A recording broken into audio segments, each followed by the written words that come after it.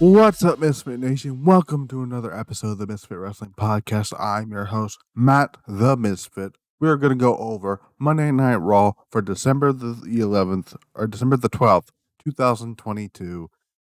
Another issue-in episode of Raw. Not a bad episode of Raw, not to say anything like that, but it was all right.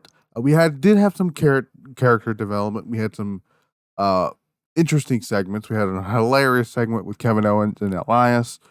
We've seen some amazing stuff from the Judgment Day, who are rapidly becoming one of my favorite things on the show. We had a two all right number one contender matches. IYO SKY, our IYO SKY, still is undefeated against Candice LeRae in singles matches. I think that should be the running gag going forward, that Candice LeRae can never beat IYO SKY in a singles match. That should always be the case. And we've seen probably their best match of what they've had, which is Asuka and Rhea Ripley. Rhea Ripley getting the big push, hopefully for WrestleMania. I'm hoping that's the match for WrestleMania. And Asuka teasing Kana, seems like, which I will talk about a little bit later on when we get to the Asuka Rhea Ripley match. But if you like what you see here, comment down below, hit the like button, subscribe, all that stuff. The new Twitter handle for the new Twitter account, I've decided to change it from Misfit Wrestle TV without the E, which sounded kind of dumb. It's now Misfit Podcast TV, so you can go on Twitter there. It's still on Instagram. It's still Misfit Wrestling Pod, and also on Facebook, Misfit Wrestling Podcast. And then you go to here, youtube.com/Misfit, youtube.com at Misfit Wrestling Podcast. We are still doing the year-end awards. I hope you guys do vote for the year-end awards. New things are going on, and I did mention that the show that's coming up on the 28th, Stardom's Stream Queendom 2, will not be eligible. Nothing from that show will be eligible for this award show or awards, year-end awards thing. Outside of Feud, which is Shuri and Julia, that actually did make the list. So that's the only thing that's eligible. Doesn't matter what they do.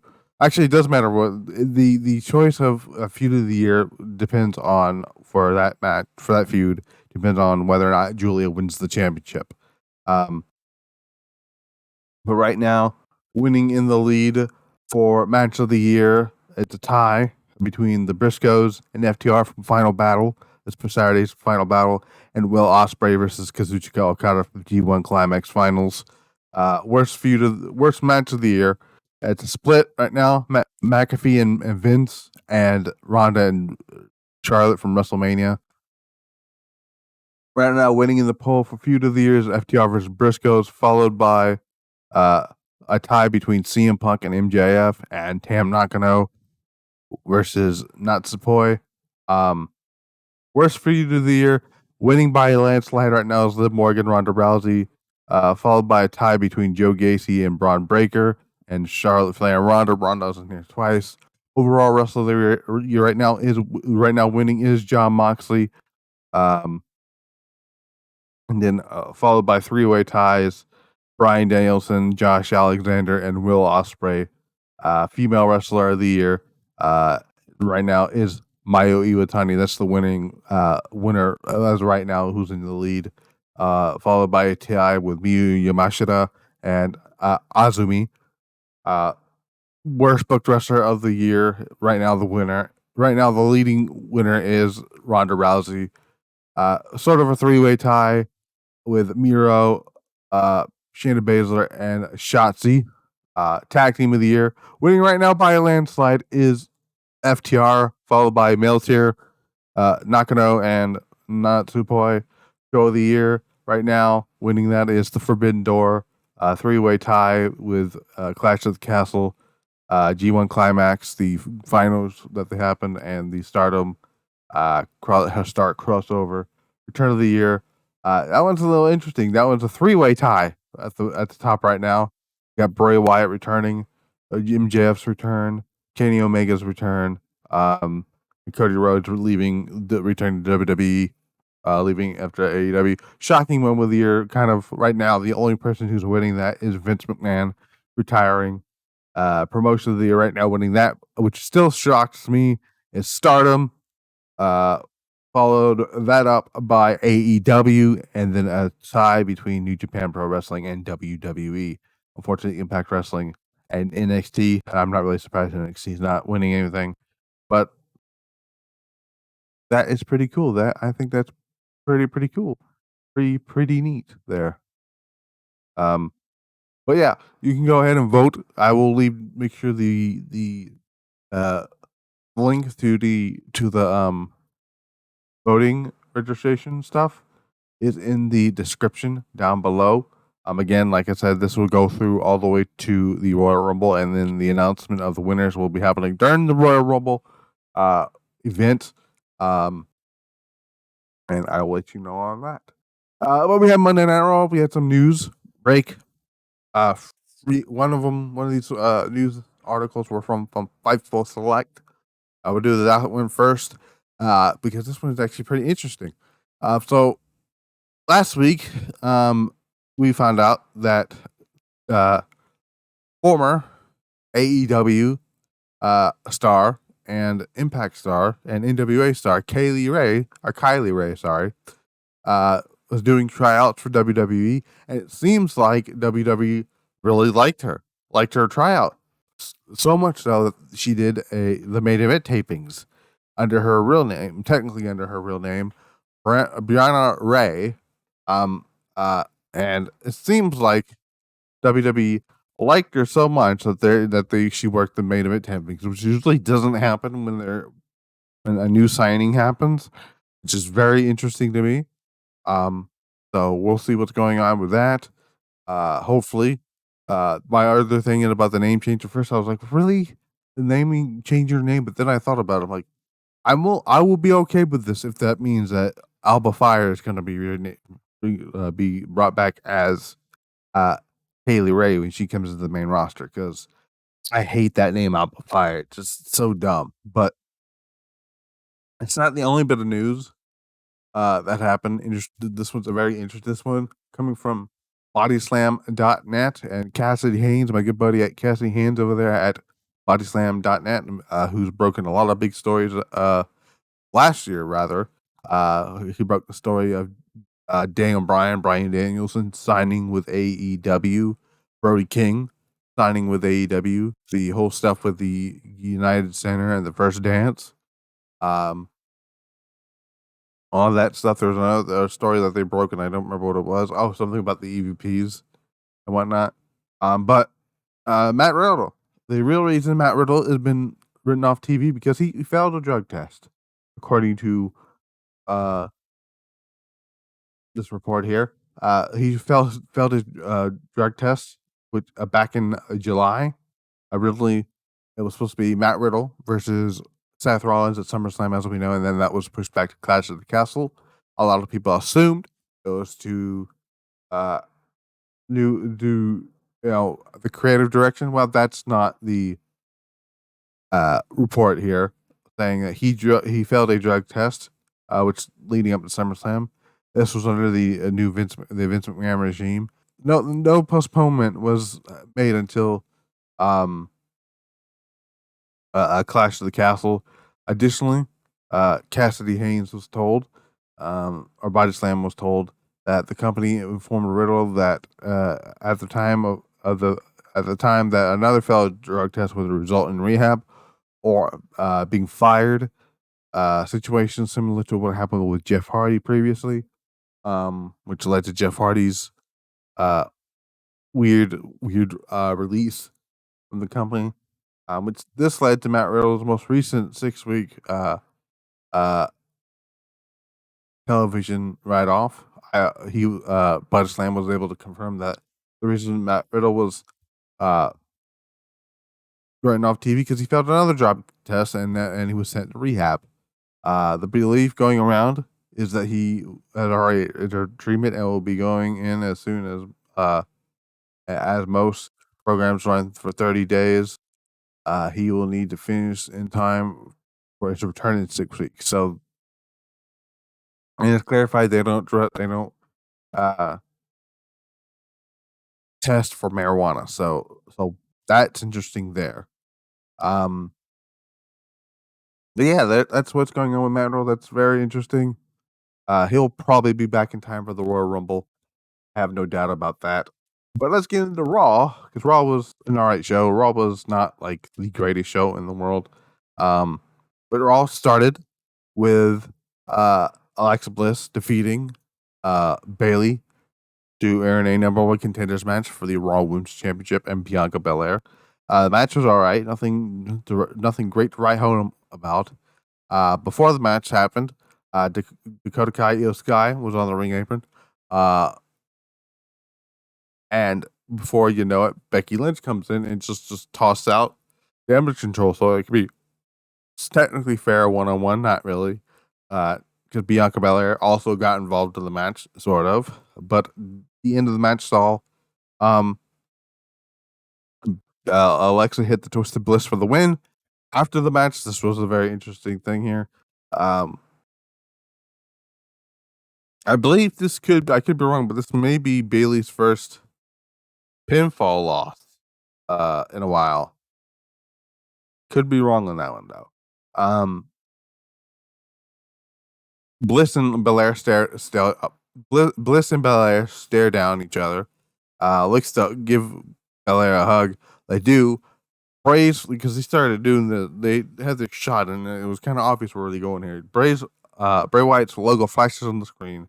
She puts Alexa Bliss puts Bianca in the position for her sister Abigail. Bliss snaps out of it, walks away with a look of confusion on her face. So they're still touting the whole thing with Bray Wyatt and Alexa Bliss. At this point, they do not do anything with this and they go nowhere with it. You're gonna have a lot of people really pissed off here. Not me. I'm not gonna care that much, but other people who are into that story, are gonna have a little issue if they do not go through with what they're gonna go through with. We had a video package from the birthday celebration from SmackDown. I didn't really care about that. This is we had AJ Styles, the OC, and Chad Gable and them talking back and forth. Mia Yim's out there, who is now an official member of Bullet Club, straight from the mouth of Switchblade Jay White. So I think that's pretty cool. But AJ Styles, this was a fun match. AJ Styles defeats Chad Gable with the Styles Clash for the win. It's been a while since he used the Styles Clash for a win here. After the match, we go to a backstage promo with Dexter Lumis and a backstage segment. We go back to a segment with Gargano and Dexter Lumis brainstorming ways to spend the money that Lumis earned in the poker game. Interesting to use in the poker game. When Miz, we'll get to that later. Candice walks in, asks asks Gargano and Lumis what they're doing. Gargano tells her that she has a match to prepare for, so she walks off. But while that's going on, again for the third week in a row, Nikki Cross is just creeping over the background, watching Candice LeRae. I still think we're getting towards the way, and Nikki Cross is going to bring in Sanity. That's my prediction. We also found out on Twitter that Nikki Cross was tweeted out a video having 2 dates on it. I believe one date was 2/10/12/16, which was the date that Sanity debuted for NXT, and then I believe one was November the 21st, 2018, which was the last time Nikki Cross pinned Candice LeRae. So that was I think they're connected. There's no way they're going to put two of those dates in there and then them not be connected in any way. So, but Gargano tells Loomis he has an idea. They go off. Then we have a segment with Akira Tozawa and Street Profits. They're getting ready for their match. Akira Tozawa, who has had this is the most Akira Tozawa has been used on television. This was one of my favorite matches of the night. Judgment Day defeated the Street Profits and Akira Tozawa. Fun 6-man tag match. I love that the Judgment Day are getting momentum again, which is great to see. And it's crazy to see that 6 months ago, I was getting ready to write off Judgment Day as something as like an act that was going to die immediately. But 6 months later, they're the best thing on Raw. It's crazy to think that. But Dominic ends up hitting Akira Tozawa for the win for Judgment Day. Then we go to Dexter Loomis and Johnny Gargano. They're in the merch stand, and they just buy the rest of the whole merch table. Loomis hands a child waiting in line a teddy bear. They come out to the ring. They start throwing merchandise and whatnot. Then the next thing you know, fucking the Miz comes out here, and then I seen the Miz, and I'm like, dear God, no! Please tell me they're not continuing the storyline. Boy, they are. Coming to find out, we're gonna have a match next week.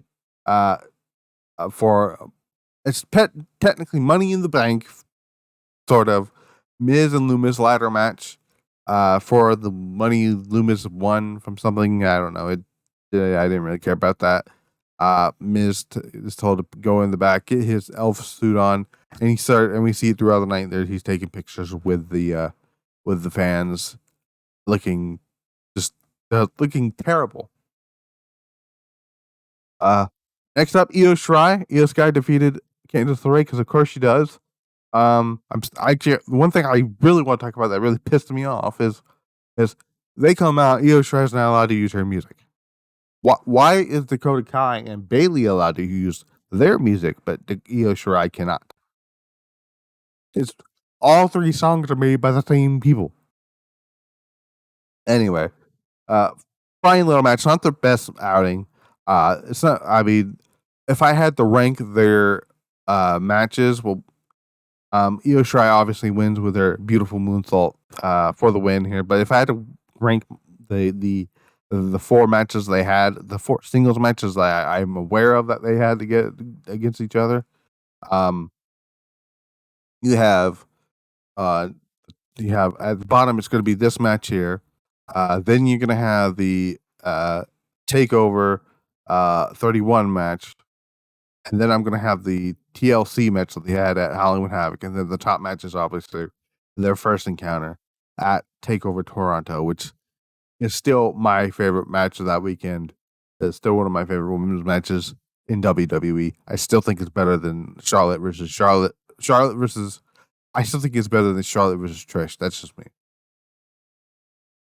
So after that match, we have a video of Solo Sikoa and the Bloodline beating the shit out of Elias. And then they talk about the whole thing with Matt Riddle. We get Kevin, and this was actually probably the best thing on the show here. This was actually hilarious.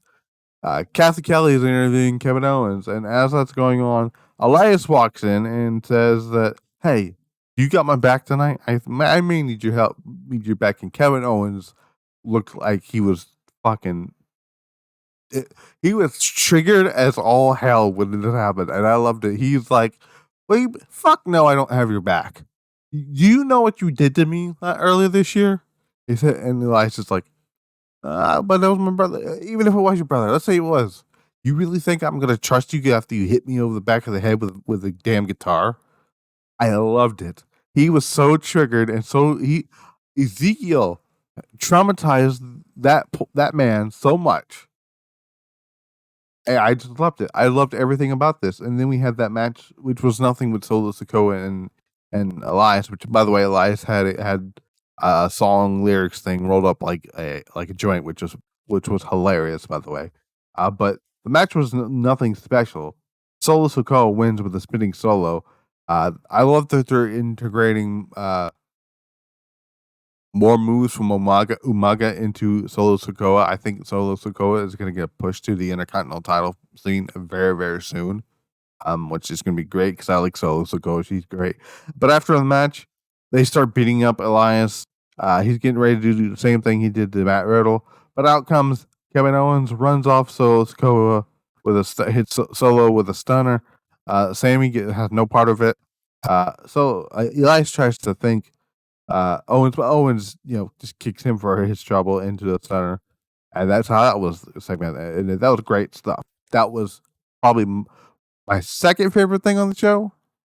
The next favorite thing on the show was this, and what I mean by that is the whole story that's going on. So next up, you have Rhea Ripley defeating Asuka. This is probably their best match that they had against each other. I look, you know me, I was very excited last year when they announced that there was going to be Rhea Ripley and Asuka at WrestleMania. I was pumped.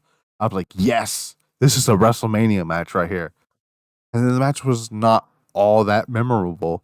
And then they had a rematch the very next night, the week after. It was not very memorable either. But to me, this is their best match that they've had. The story here is not about Rhea Ripley. No. As much as I love Rhea Ripley and I love that she's getting that push that she's getting towards hopefully the match at WrestleMania with Bianca Belair. The story here is with Asuka. So, following Monday Night Raw on Tuesday, Asuka starts tweeting out every 3 hours, maybe every few hours, she's tweeting out tweets and pictures of herself when in Japan when she went by Kana. And so there was no other outlets are like picking up on this because they didn't know if she was just trolling people or if it was just her having whatnot. But we had it here. She comes out. So we don't see much of what's going on here. She comes out. She takes off the mask. There's no face paint. There's no smiling. There's no dancing. I mean, she did her little entrance thing, but that's part of her. That's different. But she's not dancing. She's not smiling. She has this look of rage in her eyes, like she wants to murder somebody. And she's seen this different edge of Asuka that been missing for quite a long time, maybe 4 years. I want to say 4 or 5 years that's been missing on the main roster. And pulled up on commentary saying that he's talking about the tweets and saying she's lost her edge. They're telling the story that seems like she's broken, beaten, and lost her way and whatnot. And as the match is going on, there was a great spot where Rhea Ripley tries to do the Riptide. Asuka turns it into Asuka Lock, and Dominic gets involved, and because of that, Asuka's looks like she's really pissed off at him, and she blows blue mist into his face, which is supposed to put you down to sleep, which I thought was actually pretty funny. He sold it like somebody just shot him in the face. And he's saying things like, "Mommy, it burns, can't see," shit like that. And that allows Rhea Ripley to pick up the win with the Riptide. And then after the match, Asuka's just looking distraught, just looking like he's defeated. And I think I love this because looks like we're getting Kana, some sort of version of Kana in the WWE, and I'm hoping I somewhat look. I trust Triple H when it comes to Asuka. I somewhat trust him, but we'll see where it comes with. But I thought it was some great character work. I'm interested to see where they're going to go with this. I'll give him the benefit of the doubt. But we'll see. After the match, we go to backstage. They're still doing stuff here, and I love He's saying it burns, and I just love Damian Priest fucking says, "Oh, it could be worse. Something else could be burning, man. It could be worse or whatnot." And I'm like, this dude did not just make a VD joke on live national television, and he did. And I fucking just died from that. That was great.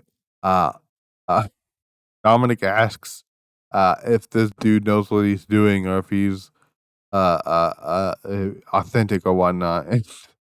And Finn Balor's like, no, he's an idiot. It was great. It was great stuff. Next up, we see a video package talking about the Dolph Ziggler shit from last week. Moving on, I don't want to spend time talking about Dolph Ziggler. Bobby Lashley, who loses to Seth Rollins. So Rollins becomes the number one contender for the United States Championship. With a pedigree, obviously. Stop using the pedigree when you're. Here's the thing: stop using the spear when you're facing Seth Rollins. Why hasn't nobody learned this yet? Bobby Lashley hasn't learned it. Roman Reigns seems to not learn it. Anyone else who has the spear, if Kyrie was wrestling Seth Rollins, she'd probably go with the spear, and she'd probably also get the pedigree. Stop using the pedigree. Just stop using the spear in these matches with Rollins. It's never gonna go over well.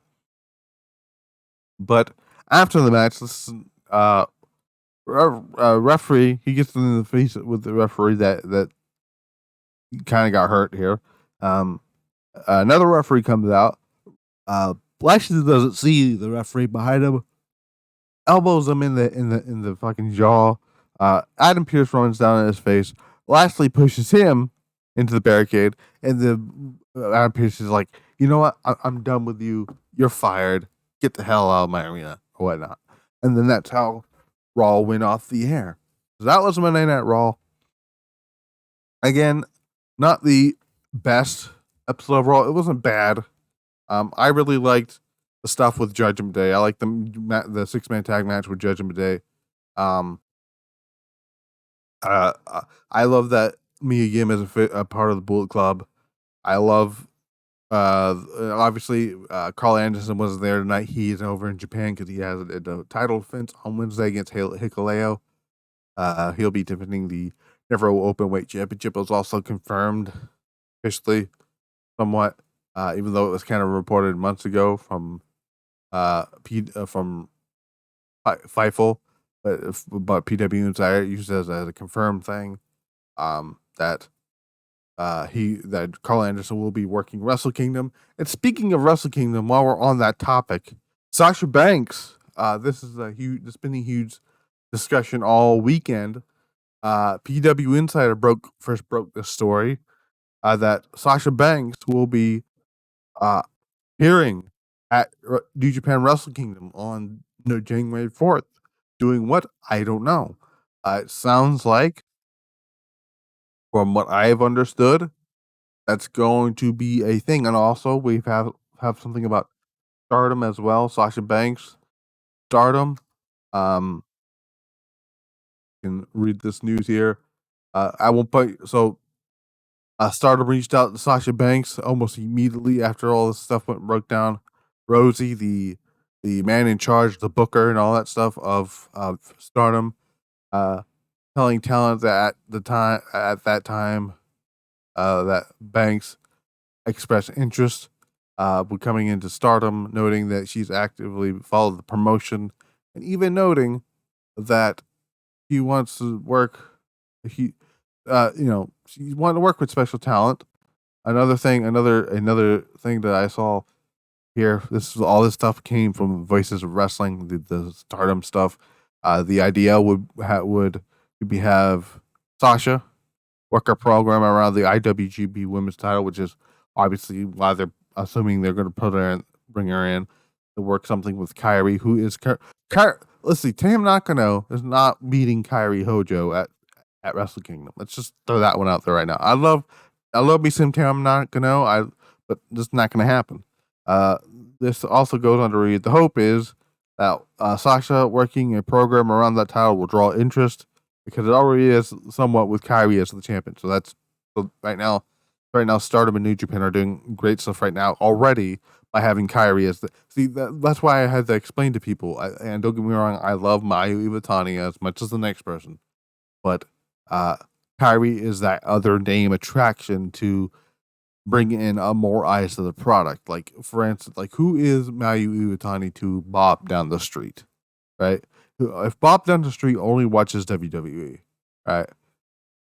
Who is and only WWE, not it doesn't watch AEW, doesn't watch Impact, doesn't watch NXT, right? And but he sees that Mayu Iwatani is the women's champion. He's not going to go watch Stardom just because Mayu Iwatani is the champion. He's but if but since he knows that Kyrie was on WWE television and she was there as a major name, I guess if you want to say that, she would be. He be like, oh, I know her. She's Kyrie Sane. What is she doing at this Japan promotion? Why is she wrestling for a championship?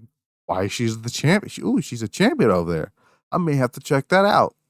And then you're bringing Sasha over to possibly work a program with Kyrie, heading into whatever show. And by the way, it would be on New Japan shows. I don't, as far as I know, as of right now, the IWGP Women's title will not be defended on Stardom shows. That could all change depending on how well the first title defense goes over on New Japan World. But there's that. More of this is again from the Western fans who would continue following Stardom after her deal is up. So her deal is supposedly up January 1st. So that's going to be interesting. Whole thing with Sasha Banks and Stardom. Hopefully we'll see what happens here. I'm interested to see where they're going to go with that. There's a lot of matches you can do in Stardom with I almost said Kyrie saying with Sasha in Stardom. You can have her face, like I said, the match that's probably what they're gonna do. That big match with Kyrie Hojo, Kyrie Sane, whatever you want to call her. They have that. Then you have matches with Shiri and Mayu Iwatani and Utami Hayashishita and Azumi and Hazuki and names like that. Starlight Kid. I would love to see a match between Sasha Banks and Starlight Kid. That would be incredible stuff. Julia, you can see some of that stuff here. I believe Julia said she's wanted to work with Sasha at one point. So there's that. She'll be, and if she goes to the New Japan / Stardom, she'll be going probably by the name she trademarked, which is Mercedes Monet. Monet Talks, and I forgot what she called the I forgot what she called her what might be her new finishing maneuver. I forgot what she called that, but yeah, that's the whole deal with Sasha Banks. And um she may actually. The more I think about it, she may actually be the mystery partner for Saraya, who on the 11th of January for AEW. So who knows? But all that, but like 2023, the first month of January of 2023 is going to be insane. You have like Wrestle Kingdom, what's going to happen there? You got Kenny Omega coming back to in New Japan for Wrestle Kingdom. You have AEW, WWE, yeah, and a few other and Stardom talents working those shows. You have the big AEW show on the 11th in Los Angeles. See what they're gonna do there. Will Sasha be on that show? Who knows? You have the Royal Rumble on the 28th of January. What's gonna happen there? Is Cody gonna win the Royal Rumble? Is he gonna come back? Who knows? But all that good stuff and much, much more. We'll find out about all that stuff when we get to there. But until then, I will see you guys back here for Dynamite. Winter is coming. That's the big show happening on that day. I am excited to talk about that show. We have big card there lined up for Winter is coming. We got MJF defending the AEW Championship against Ricky Starks, who will be defending his Dynamite Diamond Ring match a ring that he won last week.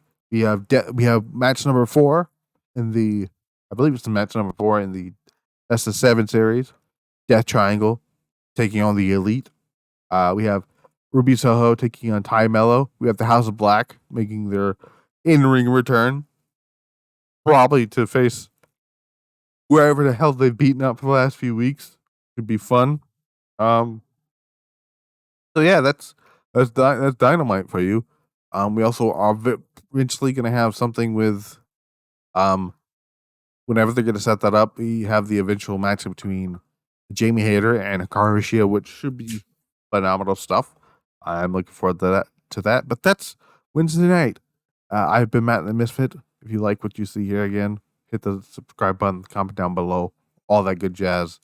The new Twitter handle and new Twitter altogether, Misfit Podcast TV, right on the Instagram at Misfit Wrestling Pod, Facebook Misfit Wrestling Podcast, and then again right back here on YouTube.com at Misfit Wrestling Podcast.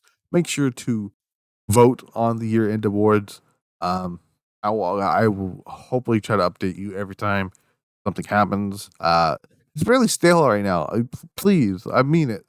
Vote for what you think is match of the year, whatnot. I don't like ties as winners. So please, or votes rather in general. So please, let's fix that.